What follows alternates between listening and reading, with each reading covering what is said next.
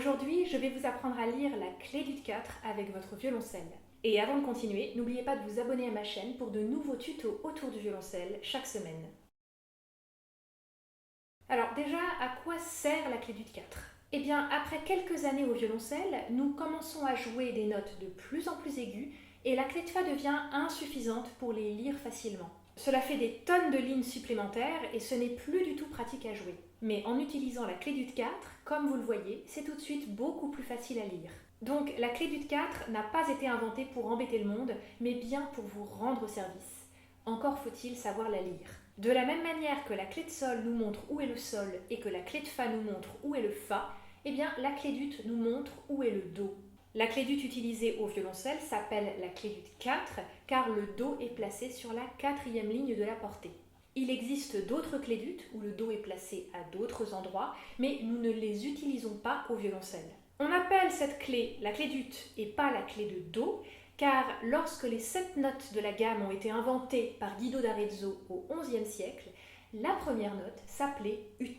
On a ensuite changé son nom en do, car ut était trop difficile à prononcer quand on chantait les notes. Mais par tradition, on a continué à appeler cette clé qui nous montre où est le do, la clé d'ut. Maintenant, je vais vous parler de comment concrètement apprendre à lire la clé d'ut 4. Il faut savoir que cela ne se fera pas en un jour.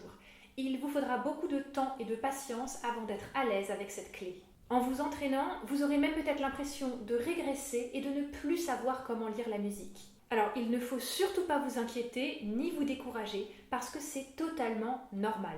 En fait, il n'existe pas de raccourci pour apprendre la clé d'ut 4.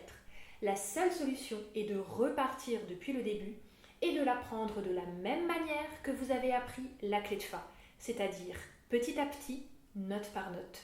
Alors, je sais que c'est assez décevant parce que vous vous attendiez peut-être à ce que je vous propose une méthode miracle pour maîtriser la clé d'ut 4 en 3 jours, mais malheureusement, ce ne sera pas le cas. D'ailleurs, j'irai même plus loin. Il existe des faux raccourcis qui peuvent peut-être vous donner l'impression que vous pouvez apprendre la clé d'ut 4 plus facilement et plus rapidement. Mais attention, ce sont des pièges à éviter absolument si vous voulez apprendre la clé d'ut 4 de manière pérenne. Un piège très commun est d'essayer de calculer les notes en fonction d'une clé que vous connaissez mieux. Par exemple, vous aurez peut-être envie de calculer toutes les notes en clé d'ut 4 en fonction de la clé de fa, en vous disant, c'est 5 notes au-dessus, donc là j'ai un do en clé de fa, ça veut dire que c'est un sol en clé d'ut 4. Mais en fait, si vous faites ça, vous n'êtes vraiment pas sorti de l'auberge, parce que vous allez devoir calculer chaque note indépendamment les unes des autres, et vous n'allez jamais apprendre la clé d'ut 4 dans son ensemble. Un autre piège très commun est d'écrire le nom des notes au-dessus de chaque note. De même que la méthode précédente, celle-ci n'est absolument pas pérenne pour réellement apprendre à lire la clé d'ut 4.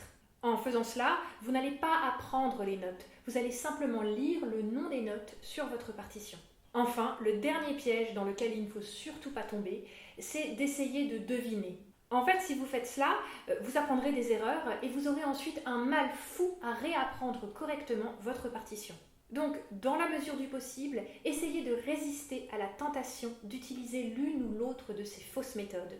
Si vous avez du mal à lire la clé d'ut 4, posez votre violoncelle et lisez votre partition en lecture de notes à voix haute. Cela vous aidera à intégrer cette nouvelle clé progressivement. Vous pouvez également utiliser un manuel de solfège pour vous entraîner régulièrement jusqu'à ce que vous soyez plus à l'aise. Dans tous les cas, c'est sûr que ça va vous prendre un peu de temps au début, mais je compte sur vous pour ne pas vous décourager. Allez-y, étape par étape, et je vous assure que dans quelques semaines, vous aurez fait des progrès. Et voilà, c'est la fin de cette vidéo. J'espère qu'elle vous a été utile, et comme d'habitude, posez toutes vos questions dans les commentaires, je serai ravie d'y répondre. Merci à tous, et à bientôt!